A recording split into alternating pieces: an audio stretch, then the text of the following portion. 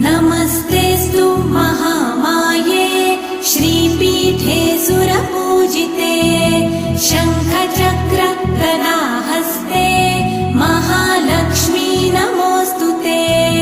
नमस्ते गरुडारूढे कोलासुरभयङ्करी सर्वपाप हरे देवी महालक्ष्मी नमोऽस्तुते। महादेव्यै च विद्महे विष्णुपत्न्यै च धीमहि तन्नो लक्ष्मी प्रचोदयात्।